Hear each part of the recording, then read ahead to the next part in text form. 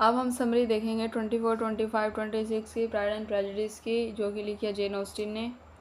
अब जो miss Bingley होती है वो एक दूसरा लेटर भेजती है जिसमें उसने डार्सी की सिस्टर के बारे में, डार्सी की सिस्टर की ब्यूटी और चार्म के बारे में प्रेज़ करती है वो।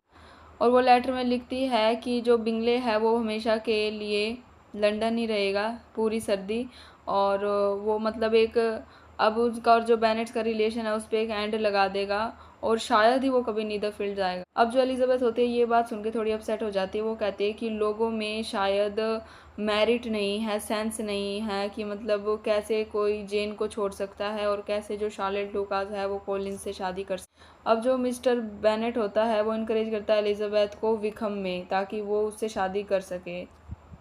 अब जो मिस्टर बेनेट का भाई होता है मिस्टर गार्डनर, वो आता है, उसे पता चलता है जेन की सैडनेस के बारे में। तो जो मिस्टर गार्डनर होता है वो जेन को लंदन इनवाइट करता है ताकि यहाँ पर आके उसके मतलब सीनरी वगैरह बदलेगी तो उसको कुछ अच्छा फील होगा, और यहाँ पर हो सकता है वो जो है डार्सी और जो डार्सी का दोस्त था बिंगले उससे मिल पाए।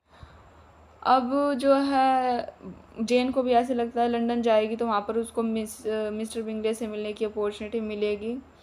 इवनिंग जब उन्होंने वेरियस फ्रेंड्स और मिलिट्री ऑफिसर्स के साथ स्पेंड करी थी तो मिसिस गार्डनर ने नोटिस करा कि जो एलिजाबेथ और विकमन है वो मतलब काश वो किसी love sort of serious sort of love में ना हो।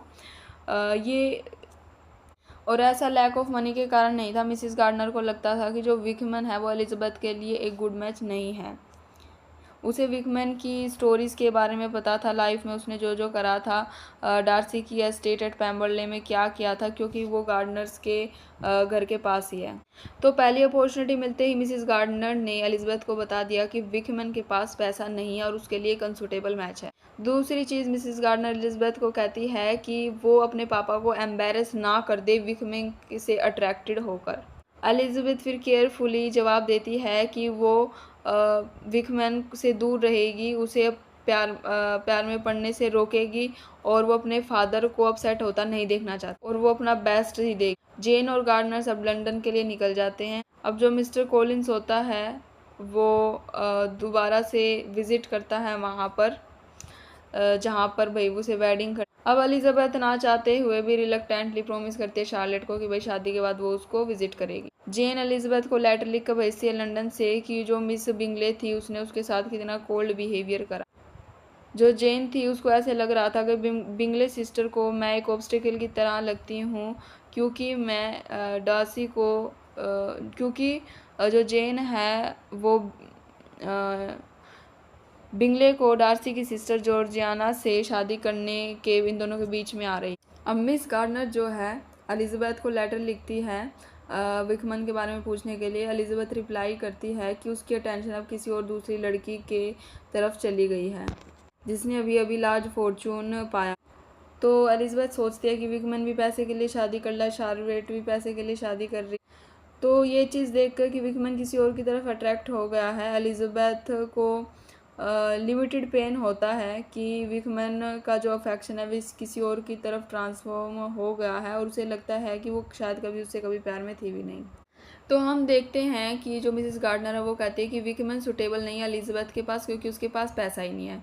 तो अगर यही रीज़न है तो हम ये भी तो देखते हैं कि ऐसे एलिजाबेथ भी सुटेबल नहीं है डार्सी के लिए क्योंकि एलिजाबेथ के पास पैसा नहीं है।